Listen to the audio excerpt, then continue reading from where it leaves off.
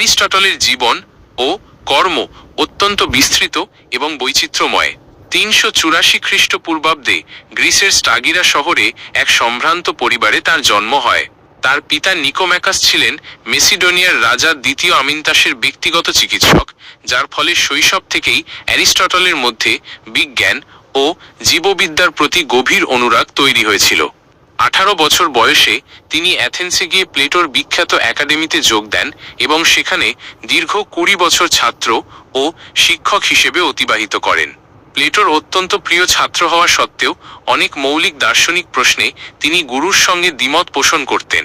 Plato যেখানে জগৎকে ভাববাদী দৃষ্টিতে দেখতেন, অ্যারিস্টটল সেখানে বাস্তববাদী ও পর্যবেক্ষণমূলক দর্শনে বিশ্বাসী ছিলেন। 347 খ্রিস্টপূর্বাব্দে প্লেটোর মৃত্যুর পর তিনি অ্যাথেন্স ত্যাগ করে এশিয়ার মাইনর ও লেসবস দ্বীপে ভ্রমণ করেন এবং সেখানে সমুদ্রতীরবর্তী জীববৈচিত্র্য নিয়ে ব্যাপক গবেষণা চালান। 343 খ্রিস্টপূর্বাব্দে মেসিডোনিয়ার রাজা দ্বিতীয় ফিলিপ তাঁকে তার পুত্র আলেকজান্ডারের পরবর্তীতে মহাবীর আলেকজান্ডার গৃহশিক্ষক হিসেবে নিযুক্ত করেন।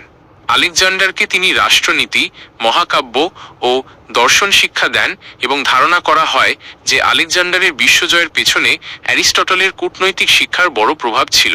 আলেকজান্ডার যখন সিংহাসনে বসেন তখন অ্যারিস্টটল পুনরায় অ্যাথেন্সে ফিরে এসে লিসিয়াম নামক নিজস্ব একটি বিদ্যাপীঠ প্রতিষ্ঠা করেন।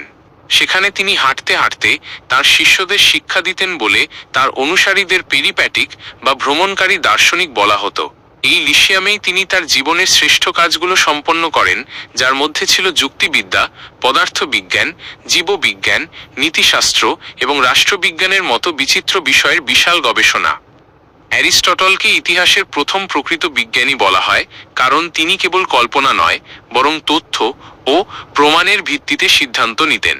তিনি প্রায় 500 প্রজাতির প্রাণীর গঠন বিশ্লেষণ করে প্রাণীবিজ্ঞানের ভিত্তি স্থাপন করেন এবং 158টি দেশের সংবিধান পর্যালোচনা করে রাষ্ট্রবিজ্ঞানের আধুনিক কাঠামো দান করেন।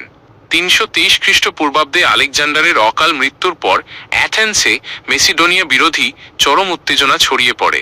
অ্যারিস্টটলের বিরুদ্ধে ধর্মদ্রোহিতার মিথ্যা অভিযোগ আনা হলে তিনি সক্রেটিসের মতো প্রাণ না দিয়ে বুদ্ধিমত্তার সাথে অ্যাথেন্স ত্যাগ করেন। তিনি বলেছিলেন তিনি অ্যাথেন্সবাসীকে দর্শনের বিরুদ্ধে দ্বিতীয়বার পাপ করার সুযোগ দিতে চান না।